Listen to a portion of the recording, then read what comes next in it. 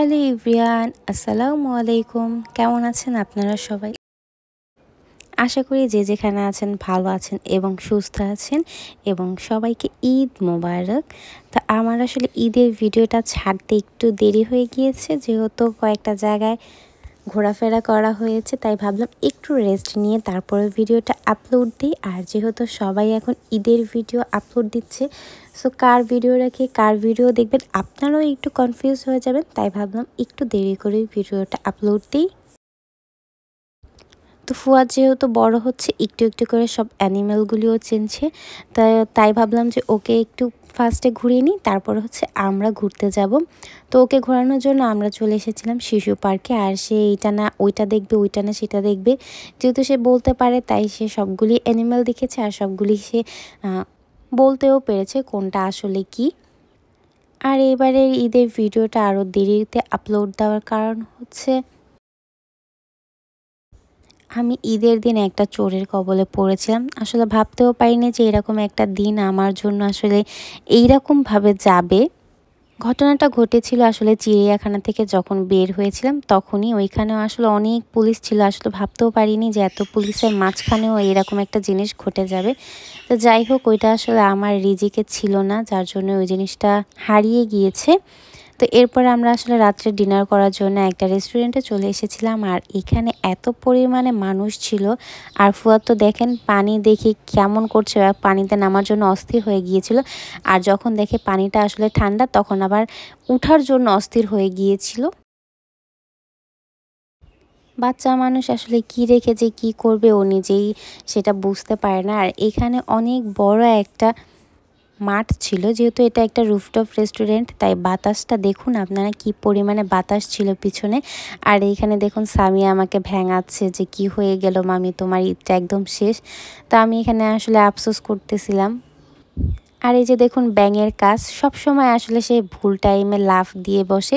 যখনই আমার ক্যামেরাটা জুম করা থাকে ঠিক তখনই সে লাফ দিবে, তার আগেও না তার পরেও না। আর এদিকে দেখুন ফুয়াদ বড় একটা মাঠ পেয়ে আসলে কি যে দৌড়াদৌড়ি করতেছে। ওর পাশে কে আছে তারও ধারণা নেই, বা ও হারিয়ে যাবে ওইরকমও ওর কোনো চিন্তা নেই। ও ওর আপন মনেই দৌড়াদৌড়ি করতেই আছে। তো মুড অফ করে ওইখান থেকে ঘোরাফেরা করে আমরা বাসায় চলে এসেছি। আর পরের দিন সকালবেলা আমি রওনা দিয়ে দিয়েছি আমার বাড়ির উদ্দেশ্যে। বাড়িতে না আসলে আসলে ঈদের ফিলটা হয় না। বাড়িতে যখন যাই তখনই মনে হয় যে না, ঈদ এসেছে। তো একটা অন্যরকম একটা অনুভূতি থাকে। আর ঈদে বাড়ি আসার আর সবসময় বাড়ি আসার মধ্যেও একটা পার্থক্য আছে। অন্য সময় বাড়িতে আসলে দেখা যায় শুধুমাত্র আমি একাই আসি, কিন্তু ঈদের সময় আসলে একা তো আর আসা হয় না, সবাই মিলে আসা হয়, সব আত্মীয় স্বজনদের সাথেও দেখা হয়ে যায়। তো এই সময়ের ফিলিংসটা আসলে একটু অন্যরকম। আর যারা বিবাহিত আপুরা আছেন তাদের কাছে তো আরও ডাবল ঈদ, মানে তাদের অনুভূতিটা আসলে বলেই বোঝানোর মতো না, আসলে এতটা তাদের বেশি হ্যাপি লাগে বাড়ি আসার সময়। আর এই যে দেখুন মামা ভাগ্নে কি করছে, এই এসে জাস্ট জামা কাপড় একটু চেঞ্জ করে আসলে তারা একদম খেলায় নেমে গিয়েছে। ফুয়াদের তো তার ছোট মামাকে পেলে আর কোনো কিছু দরকারই পড়ে না, তারা দুজন হচ্ছে একাই 100 ঘর গরম করে দেওয়ার জন্য। দেখুন ঘরের কি অবস্থা করেছে, জাস্ট 10 মিনিটের মধ্যেই ঘরটাকে তারা একদম পুরো এলোমেলো করে দিয়েছে। আর এখানে হচ্ছে আমি একটু আমার মামাতো ভাইয়ের সাথে দুষ্টামি করতেছিলাম যে দেখুন তোমার গালটা অনেক সফট, তোমার চুলগুলি অনেক লম্বা হয়ে গেছে। তো বলতেছে না, চুল কাটবো না। আসলে ওর চুলটাই এরকম, ছোটোবেলা থেকেই সবগুলি চুলই একদম সজারুর কাটার মতো। এরপর বাইরে বের হয়ে দেখলাম কিউট একটা বাবু, আসলে এটা হচ্ছে ভাড়াটিয়ার মেয়ে। তো ওকে নেওয়ার জন্য ওরা অনেক ব্যস্ত হয়ে গিয়েছিল, দুজনে দেখুন কেমন করে দরজাটা খুলে ফেলেছে। তো পরে ভাবলাম যে ঠিক আছে তোমরা ভেতরে যাও, আমি বাবুটাকে কোলে নিয়ে আসছি। কিন্তু না, তারা বাবু জাস্ট হচ্ছে একটা বাহানা, তারা দুজনে হচ্ছে বাইরে যাবে, বাইরে গিয়ে দৌড়াদৌড়ি করবে। তো এদের সাথে খেলাধুলা করতে করতে আর চিল্লাপাল্লা করতে করতে দেখুন দুপুরে খাওয়ার সময় হয়ে গিয়েছে। আর এখানে সব খাবারই টেবিলে নিয়ে আসা হয়েছে। তা আমি এখানে আসলে দেখছিলাম কি কি আইটেম আছে। তো যে দুইটা বাটিতে আসলে ঢাকনা দেওয়া ছিল, ওইটার মধ্যে একটার মধ্যে ছিল মাছ আর আরেকটার মধ্যে ছিল গরুর মাংস। যেহেতু বাতাসে ঠান্ডা হয়ে যাবে তাই এই দুইটা জিনিস আসলে ঢেকে রাখা হয়েছিল। তাছাড়া আরও আইটেম ছিল ভাজি, ভর্তা, ডাল, তারপরে মাছের মাথা ভেঙে আসলে একটা শাক রান্না করা হয়, ওইটাও ছিল। আর এখানে আমার ছোট খালু ভাই খেতে বসে গিয়েছে, যেহেতু আর যারা আসার কথা এখনও আসতে পারেনি, তাদের দেরি হয়ে গিয়েছে, তাই খালু ভাইকে বললো যে তাহলে তুমি বসে পড়ো, তারা যখন আসবে তখন এসে খাবে। আর এখানে দেখুন সবাই এসে পড়েছে, ঘরটা একদম গরম হয়েছে। তো যে যার যার মতো বসে বসে গল্প করছে, আর এইখানে দেখুন বাচ্চা পার্টি, তারা তাদের মতো করে খেলাধুলা করছে।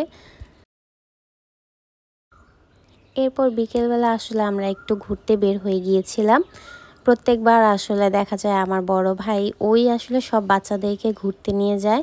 তো যেহেতু এই বছর আমাদের সাথে নেই, ও পড়াশোনার সূত্রে দেশের বাইরে চলে গিয়েছে, তাই ভাবলাম ওর বদলে আমি একটু সাবস্টিটিউট হয়ে যাই, ওর বদলে আমি সবাইকে ঘুরিয়ে নিয়ে আসি যাতে কারো মন না খারাপ হয়ে যায়। তো কোথায় যাব বুঝতে পারছিলাম না, তো ভাবলাম ঠিক আছে তাহলে একটা ভ্যান নিয়ে আমরা এলাকার মধ্যে দিয়ে একটু ঘোরাঘোরা করি।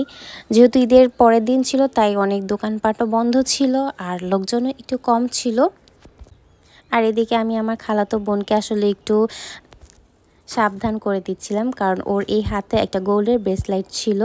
তো ওকে বলছিলাম যে দেখ, কালকে আমার সাথে এরকম একটা দুর্ঘটনা ঘটেছে, তো হাতটা তুই একটু সেফলি রাখ, কারণ বলা যায় না, যেহেতু বর্তমানে গোল্ডের প্রাইস অনেক বেশি, কখন কোন দুর্ঘটনা ঘটে যায়।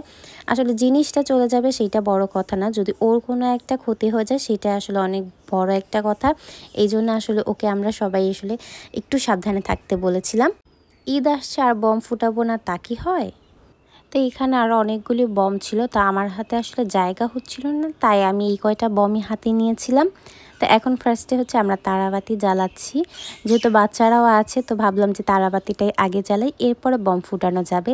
আর এইখানে দেখুন কি করছে, আমরা একটা ম্যাচ নিয়ে আর 4-5 জন একসাথে জ্বালানোর ট্রাই করছিলাম, তো কারোটাই আসলে জ্বলছিল না। তো ফার্স্টে আসলে আমারটা জ্বলছিল, আর তারাবাতিগুলি ইদানিং এত ছোট করেছে, জ্বালাতে না জ্বালাতেই শেষ হয়ে যায়। বাচ্চারা আসলে ধরেও সারতে পারে না। আর এর আগের বার রোজিন যে এতটা ভয় পেয়েছিল তারাবাতি আর বম দেখে, এইবার আসলে ওর ভয়টা অনেকটাই চলে গিয়েছিল। দেখুন ওকে আমি ডাকছিলাম যে আসো, আমি ধরিয়ে দিচ্ছি, আপু ধরিয়ে দিচ্ছি, তো ও আসলে অনেক সাহস করে তারাবাতিটা ধরেছিল আর খুব মজাও করেছিল। ওকে যখন জিজ্ঞেস করি তুমি আরও জ্বালাবে, তখন সে বলছে হ্যাঁ আমি আরও জ্বালাবো। তো বুঝতে পারছেন আসলে ওর কতটা ভালো লেগেছে, যেহেতু সবসময় এই জিনিসগুলি দেখে না, তার জন্য আরও বেশি ভালো লেগেছে। ভিডিওটা বড় হয়ে যাবে, তার জন্য আমি একটু ফাস্ট করে দিয়েছি, যেহেতু এখানে আসলে ওরকম কিছুই না, জাস্ট সবাই তারাবাতি জ্বালাচ্ছে, তাই ভাবলাম এখানকার ভিডিওটা আমি একটু ফাস্ট করে দিই। আর ভিডিওটা হচ্ছে আমি যেহেতু 2-3 দিনের ভিডিও মিলিয়ে করেছি, তাই ভিডিওটাও একটু বড় হয়ে যাবে। তো সবাই মোটামুটি তারাবাতি জ্বালিয়েছে এবং তারাবাতির পর্ব শেষ করে এখন আমরা হচ্ছে বম ফাটানো শুরু করব।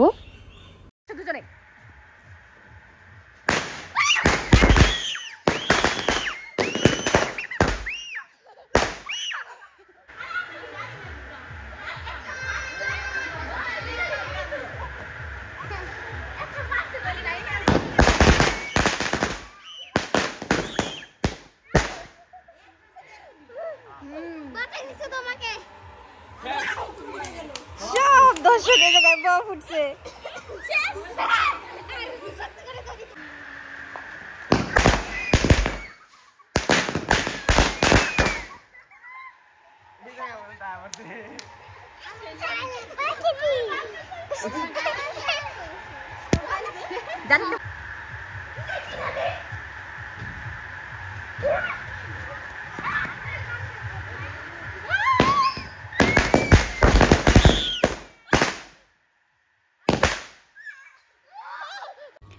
তো বম ফুটানো শেষ করে আমরা এখানে সন্ধ্যার জন্য হালকা পাতলা নাস্তা করে নিচ্ছিলাম।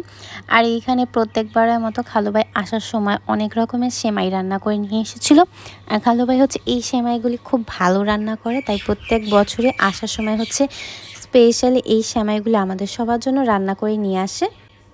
এইবারও তার ব্যতিক্রম হয়নি, এবারও রান্না করে নিয়ে এসেছিলো। তো ভাবলো যে সবাই যেহেতু আছে তাহলে একবারেই সবাইকে দিয়ে দিই।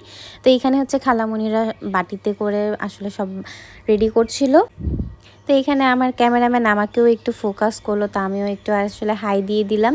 আর এখানে হচ্ছে যে যার মতো সবাই আসলে বাটিতে বাটিতে করে রেডি করছিল। তো এখানে একদম বাড়ি ভর্তি মানুষজন, আমার নানুর ভাই আর বোনেরাও এসেছে। আসলে ঈদে সবাই একসাথে না হলে আসলে কোনো মজাই নাই। তো এখানে হচ্ছে তারাও যেহেতু মাত্র এসেছে তাদেরকেও এখানে হালকা পাতলা কিছু নাস্তা দেওয়া হয়েছে।